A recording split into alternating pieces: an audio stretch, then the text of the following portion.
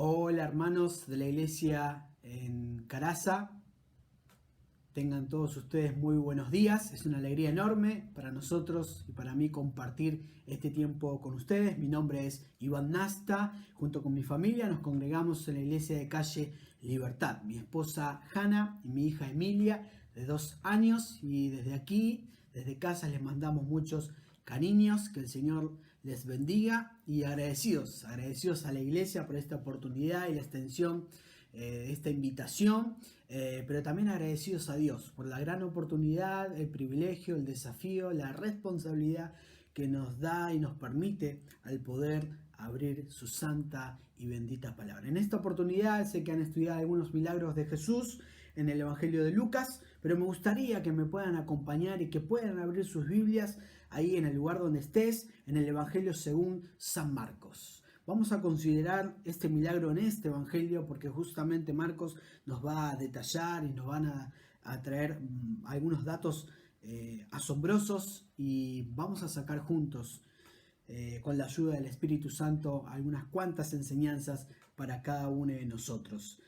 Vamos a orar, vamos a dejar este tiempo en manos de Dios y vamos a disponernos justamente a escuchar su santa y bendita palabra. Oramos. Padre, te damos gracias por esta mañana en el cual tú nos permites y nos das el privilegio de poder estar reunidos en tu nombre, pero también nos permites abrir tu santa y bendita palabra. Pedimos en este tiempo que tú puedas hablarnos a través de ella y que tú puedas aplicar a través de tu Espíritu Santo en cada corazón. Dejamos todo en tus manos. Oramos agradecidos en nombre de Cristo Jesús.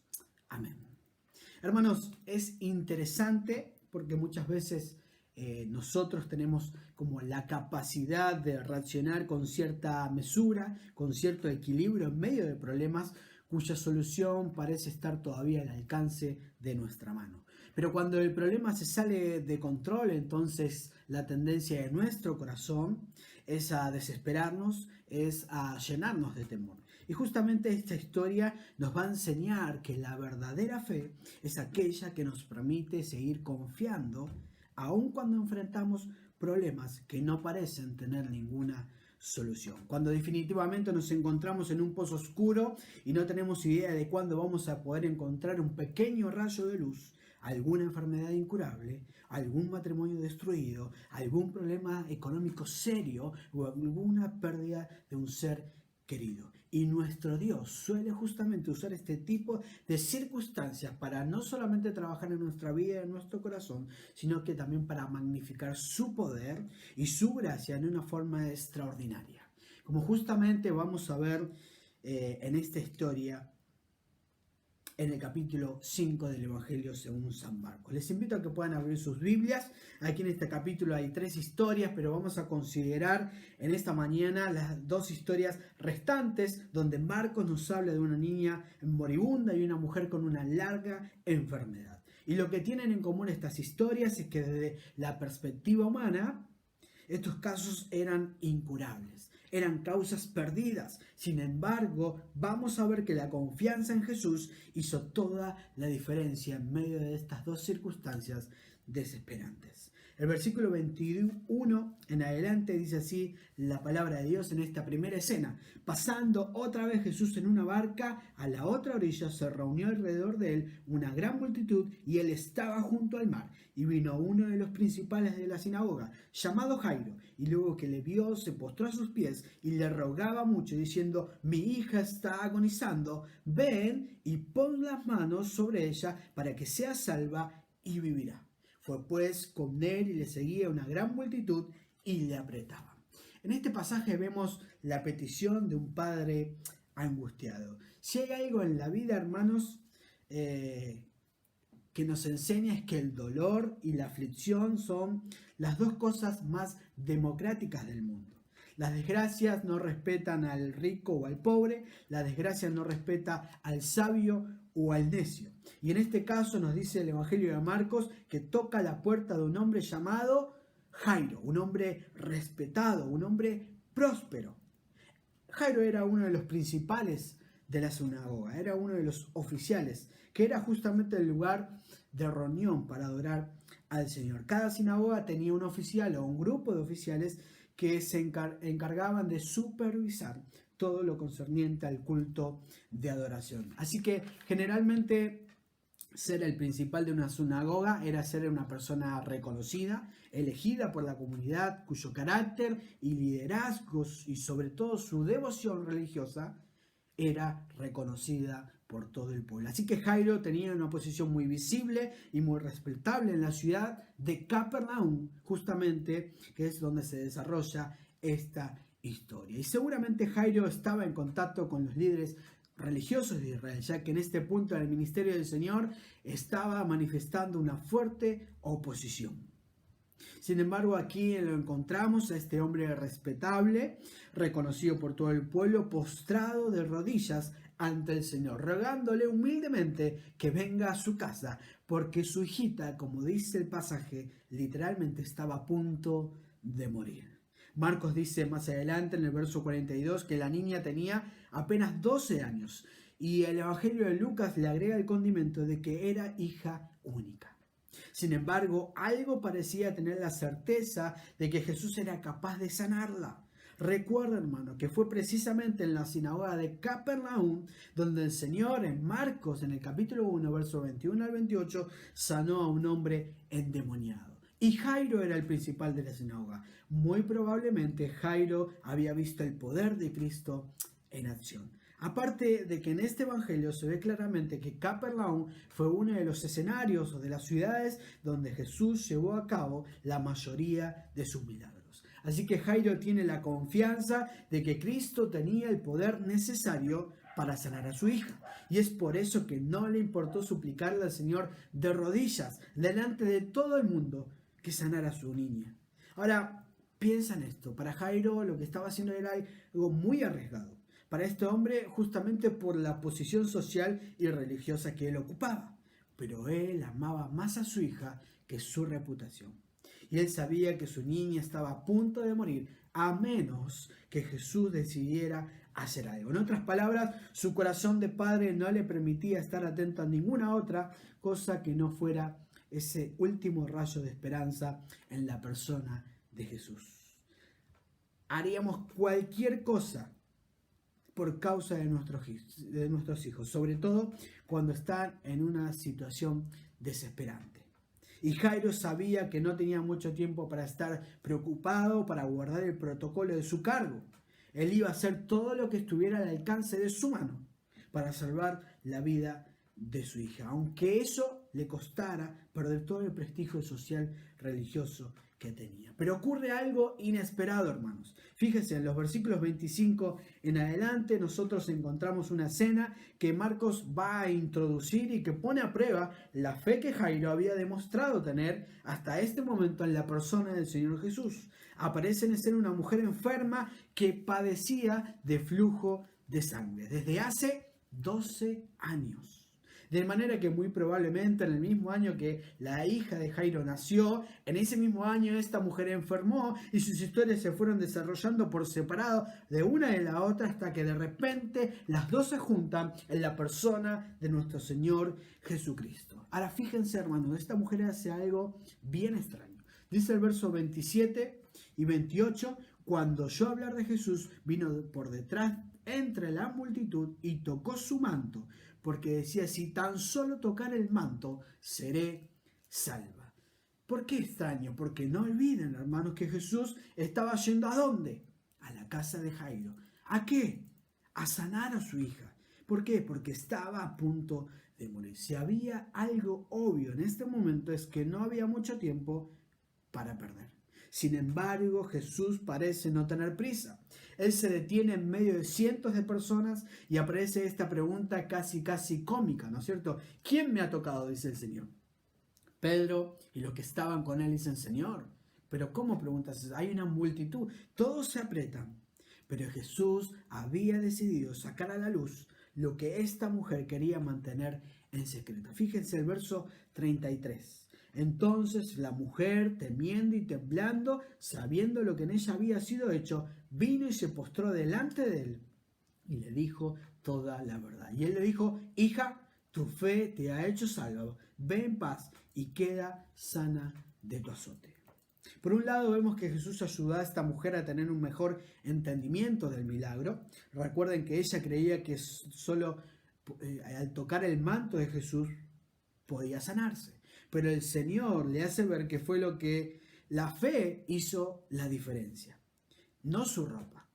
La ropa de Jesús no tenía ningún poder. Jesús es el que salva y por medio de la fe ella pudo obtener la salvación. Por eso le dice: hija, tu fe te ha hecho salva. Pero por otra parte, al hacer esta declaración en público, el Señor estaba haciéndole saber a todo el mundo en ese mismo instante que esta mujer había quedado ceremonialmente limpia. Cristo estaba haciendo esta declaración pública. Por primera vez en 12 años, hermanos, esta mujer comienza a vivir una vida normal. Por primera vez esta mujer podía estar libremente con su familia, podía ir al mercado, podía ir a juntarse con sus amigas, porque justamente lo que decía el Antiguo Testamento, la ley en Levítico capítulo 15, era que cuando una mujer estaba enferma de flujo de sangre, era considerada impura, de manera que por 7 días ella no podía participar de las reuniones, no podía acudir al templo, y todo el que la tocara quedaba impuro. Y esta mujer, hermanos, venía así por 12 años. Imagínense, padeciendo esta enfermedad. Ya no había esperanza alguna desde el punto de vista humano. Hasta que se enteró que Jesús estaba en Capernaum. Y al igual que Jairo, ella decidió poner a un lado todos los convencionalismos sociales. Y ella decide mezclarse entre la multitud. Decide correr el riesgo de llegar hasta Cristo. Porque ella estaba convencida de que podía obtener la sanidad de su cuerpo. Pero había encontrado no solo la sanidad, sino también la salvación. Las dos cosas. Vete en paz, le dice el Señor. Hermanos, por 12 años esta mujer había llevado en su cuerpo el recordatorio de la corrupción que todos nosotros tenemos en el alma por causa de nuestro pecado. Pero Cristo había removido en un instante no solo su enfermedad, sino que también le dio la salvación de su alma. Ahora imagínense, hermanos, Jairo, la angustia de Jairo, esa angustia que va en aumento segundo tras segundo. Hay una niña en peligro. La multitud en sí misma se había convertido en un problema. Ahora esta mujer. Cualquiera pudiera haber pensado que el Señor estaba actuando de manera imprudente. Y por supuesto ocurre lo que todos temían. Durante el tiempo que Jesús estuvo con esta mujer, la niña muere.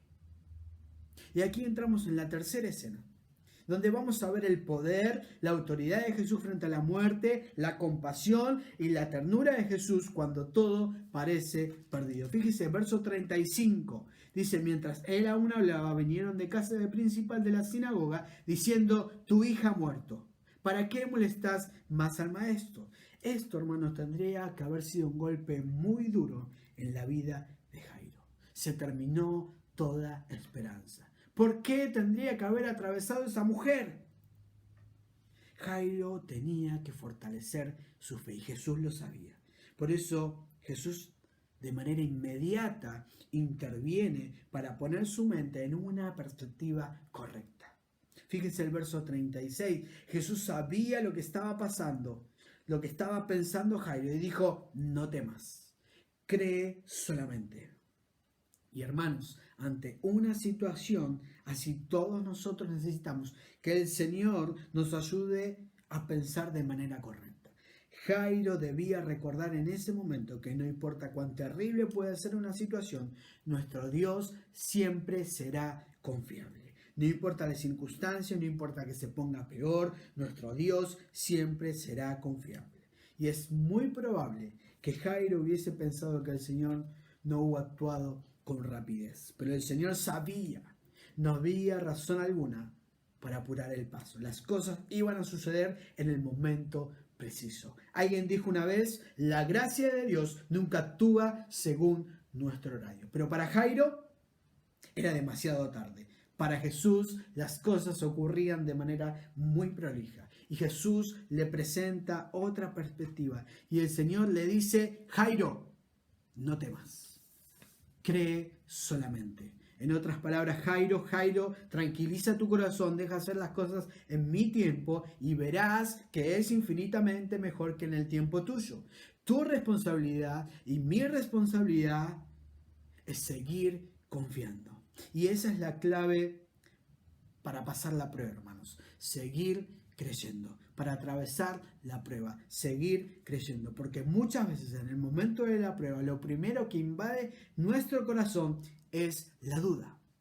Alguien dijo una vez, ¿usted es creyente? No, dudante. Claro, porque es lo primero que se dispara ante una situación como esta. Y uno vence la duda, deposita su fe, su confianza en Dios, pero pasan una semana, pasan 2 semanas, pasan meses, pasa un año y lo difícil no es creer, lo difícil es seguir creyendo. No importa lo terrible que se ponga, Jairo, sigue confiando en mí. Mi poder no ha cambiado, mi sabiduría no ha cambiado, mi bondad no ha disminuido, sigue creyendo en mí. Verso 37, fíjate que el Señor no deja que nadie lo acompañe, solo Pedro, Jacobo y Juan, porque también el Señor seguía afirmando los corazones de sus discípulos. Y luego ellos iban a tener un rol sumamente importante en la iglesia. Ahora fíjate, el verso 39 y 40, y vino a casa verso 39, y entrando les dijo, ¿por qué alborotáis y lloráis? La niña no está muerta, sino duerme. Y se burlaban, dice que le escarnecían. Mas él, echando fuera a todos, tomó al padre y a la madre de la niña y a los que estaban con él, y entró donde estaba la niña. Ahora es increíble la multitud, hermanos, que pasó del lloro a la burla en tan solo un segundo. Pero es evidente que a pesar de las burlas, Jairo seguía creyendo en Jesús, porque él y su esposa hicieron exactamente lo que el Señor les había pedido. Le dijo, ven conmigo a la habitación, y Jairo no cuestionó, no le dijo, ¿para qué, Señor? Ya es tarde. No, hizo exactamente lo que Jesús le estaba pidiendo, y allí entran a la habitación donde estaba la niña, y en aquel lugar, hermanos, ocurre algo extraordinario, porque es una mezcla de poder, pero al mismo tiempo de compasión y de ternura. El versículo 41 dice, y tomando la mano de la niña, le dijo, Talita Cumi, que traducido es, niña, a ti te digo, levántate. El Salvador del mundo, el Mesías, mostraba la autoridad frente a la muerte. ¿Ves ese imperativo? Levántate. Esa orden refleja su autoridad. Y con estas palabras llama a la vida a quien había entrado en el ámbito de la muerte. Ahora también vemos la ternura del Señor. Dice que Jesús toma la mano de la niña y dice en arameo, Talita Cumi.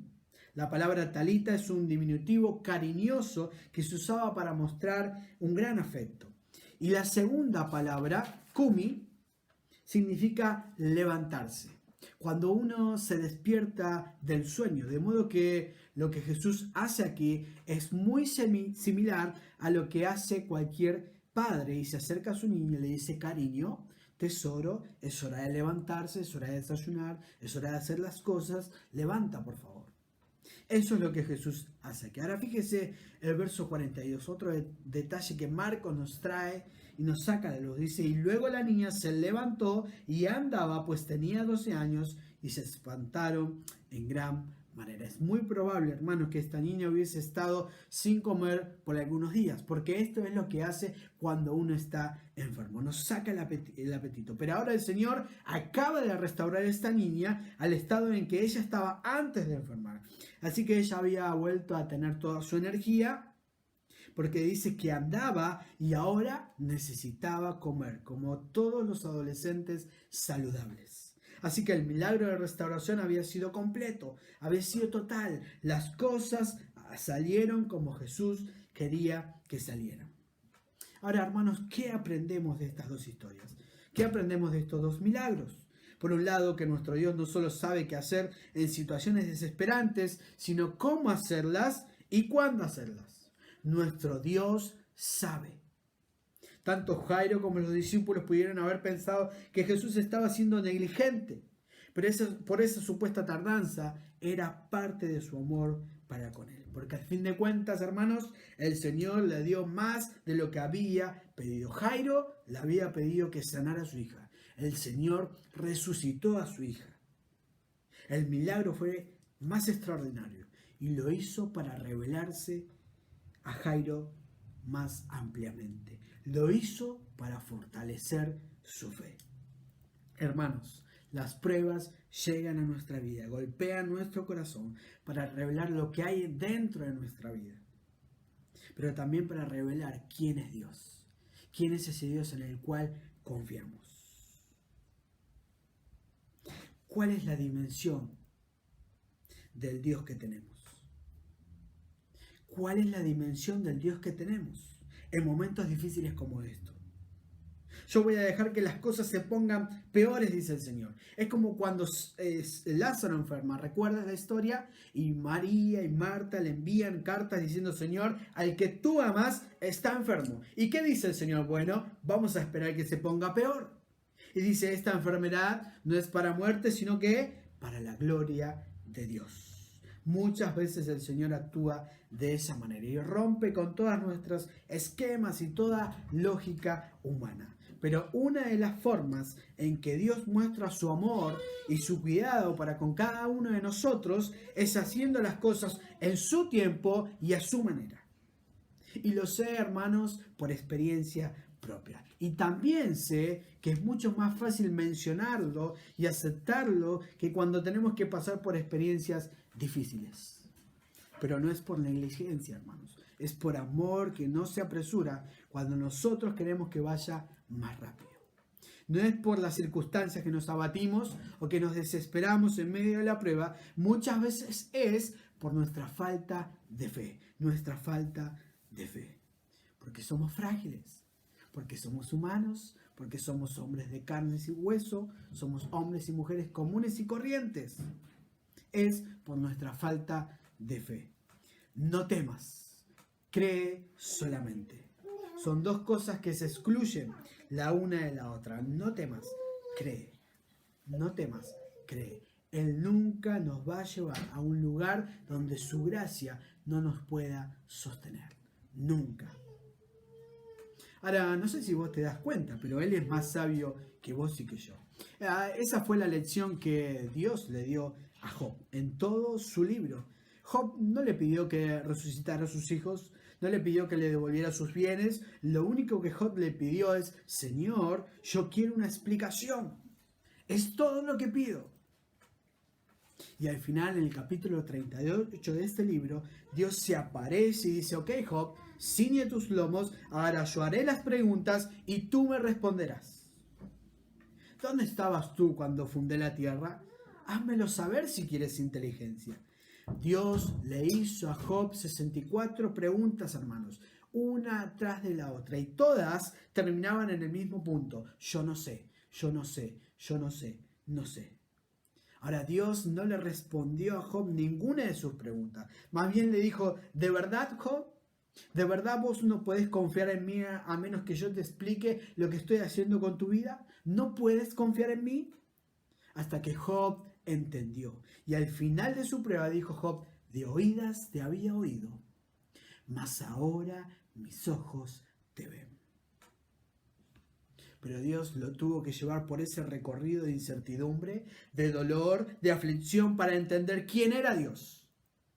Él es un Dios soberano, hermanos, pero también para que Job pudiera aferrarse a sus promesas de cuidado, de protección, de amor, de provisión. Esas promesas que nunca cambian y que siempre van a cumplir y que nos van a llevar a poder perseverar en momentos difíciles, en momentos de prueba, a poder estar firmes y seguir confiando en la persona del Señor Jesús. Luego vemos la metodología de Dios, la lógica de Dios que explota todos nuestros sentidos de lógica.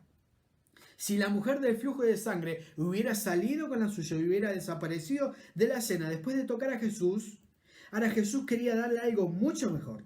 No lo hizo con la metodología de ella, sino en su método. No deja que el milagro pase desapercibido, mis hermanos.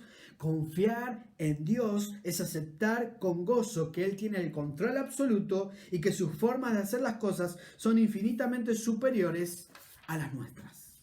Muchas veces las cosas no van a salir como queremos. De hecho, nunca salen como queremos. Pero Él en su sabiduría hará lo que es mejor para su gloria, pero también para el bien de su pueblo.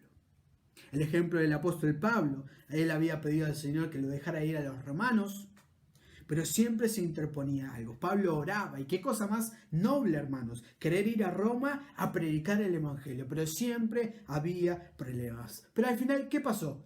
Dios le respondió en su tiempo, en su método. Pablo llegó en 2 oportunidades a Roma, pero llegó preso. Preso.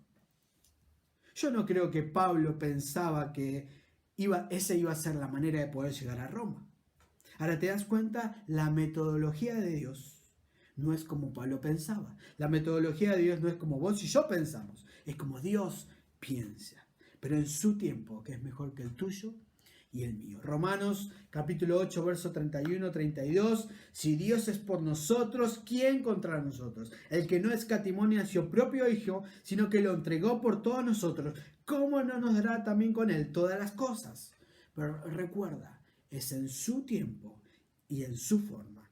Él no siempre nos dará lo que queremos, pero siempre nos dará todo lo que necesitamos.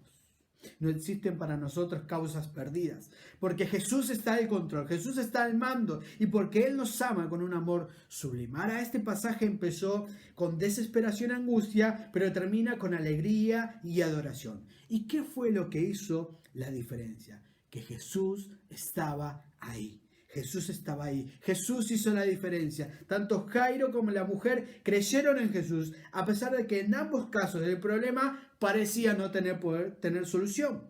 Y la pregunta es, ¿estamos también nosotros dispuestos a confiar de la misma manera?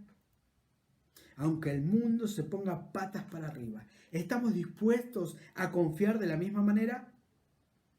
Ahora, también aprendemos de estas 2 historias que Jesús tuvo que entrar en contacto con nuestras impurezas para que por medio de Él seamos purificados. En ambos casos había una impureza ceremonial, pero cuando la mujer del flujo de sangre tocó a Jesús, en vez de hacerlo impuro a Él, lo que sucedió es que la fuente de su impureza quedó completamente eliminada. Y lo mismo sucedió con la hija de Jairo. Jesús no se contaminó al tocar su cuerpo muerto, sino que por el contrario, dice que la niña muerta resucitara, volviera a la vida. De manera que en cierto modo estos 2 milagros son una especie de representación del Evangelio. En un sentido más profundo que esto, todos los seres humanos por naturaleza padecemos los mismos problemas que encontramos en estas 2 historias. Espiritualmente hablamos, nosotros estamos tan muertos como la hija de Jairo. Espiritualmente hablando, nosotros somos impuros como esta mujer. Así como la hija de Jairo no podía resucitarse a sí misma, así como la mujer con el flujo de sangre no podía sanarse, no podía purificarse, no hay nada, absolutamente nada que podamos hacer por nosotros mismos para poder resolver el problema. Por eso el Hijo de Dios se hizo hombre, para tomar nuestras impurezas sin ser contaminado, para tomar y cargar con nuestro pecado sin tener pecado y luego morir en una cruz como si fuera un pecador y así pagar nuestra deuda y librarnos del pecado y de la condenación eterna en el infierno. Al que no conoció pecado, dice su palabra, por nosotros se hizo pecado para que nosotros fuésemos hechos justicia de Dios en él. Qué increíble, hermanos. Esa es la buena noticia del Evangelio, que hay salvación en Cristo para todo aquel que abandona toda esperanza y deposita toda su fe únicamente en Cristo para el perdón de sus pecados. Es la fe en Jesús lo que hace la diferencia entre el cielo y el infierno. Y estas 2 historias nos muestran la gran historia que Dios nos revela en su palabra. Dios no dejó al hombre en su pecado. Él pagó un alto precio para salvarnos. Y hermanos y amigos, las puertas de redención están abiertas todavía para ti. Ven a Cristo en arrepentimiento y en fe, y todos tus pecados serán perdonados, y Él te dará por gracia el regalo de la vida eterna. Únicamente por gracia, únicamente por Cristo, únicamente por medio de la fe.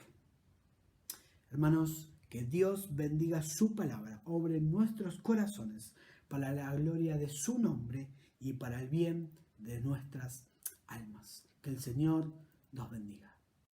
Damos gracias a Dios, hermanos, porque una vez más hemos podido disfrutar de la exposición de la palabra y rogamos al Señor que sea de bendición para cada una de nuestras vidas personales. Damos gracias a Dios por todos los que están allí detrás de la pantalla, porque tenemos esta oportunidad de estar todos juntos y de aprender, que de otra manera no lo podríamos haber hecho. Recordamos para el fin de semana, el día sábado, las hermanas tienen su reunión unida de oración, como la hemos tenido en forma general el día martes, y el día domingo, a las 11 de la mañana, la reunión de la Cena del Señor, y luego la exposición de la palabra de Dios, como cada domingo hacemos. Quiera Dios acompañarnos, bendecirnos y guardarnos a cada uno en nuestros hogares. Oramos para terminar y nos despedimos hasta la próxima reunión. Padre, te damos gracias porque en esta noche nos has permitido escuchar tu palabra, Señor, y poder aprender algo más de ella. Te rogamos y ponemos delante de ti, Señor, a nuestro hermano Iván, que tú le bendigas en su vida personal y también en su vida congregacional. Bendice también a la iglesia que se reúne en Calle Libertad, que tú les prosperes en lo espiritual y en lo material. Quédate con nosotros, acompáñanos, guárdanos a cada uno, a cada familia en su hogar, Señor, de todo mal y de todo peligro, frente a tantas necesidades que vemos en el mundo y a nuestro alrededor. Que tú, Señor, pongas tu mano para proteger a tus hijos.